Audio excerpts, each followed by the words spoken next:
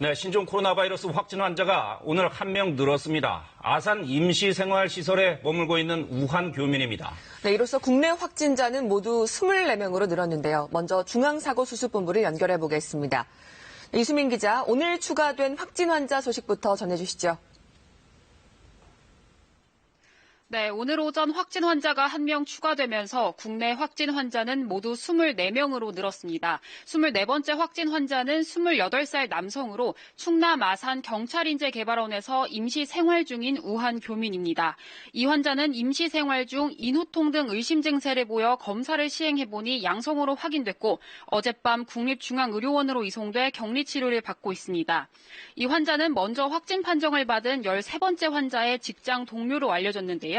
이들은 지난달 31일 같은 전세기를 타고 귀국한 뒤 아산 경찰인재개발원 임시생활시설에 입소했습니다.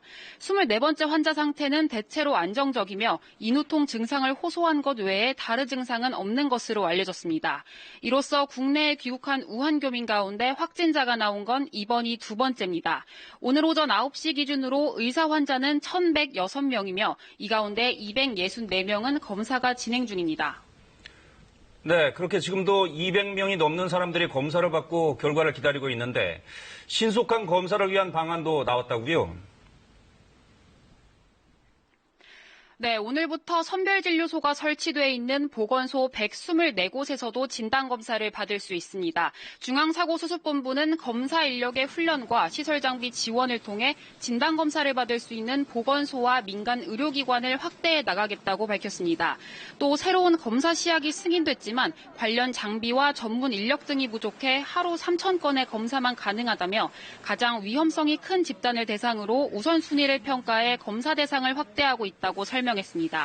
특히 의심 환자에 대한 검사 비용은 전액 정부에서 부담하기로 했습니다. 이 밖에도 마스크 수급과 관련해 가격 폭리 업체와 사기 혐의자 등을 적발해 수사 의뢰를 했다며 앞으로도 사재기 등 불법 행위가 적발될 경우 엄중히 조치하겠다고 덧붙였습니다. 지금까지 중앙사고수습본부에서 KBS 뉴스 이수민입니다.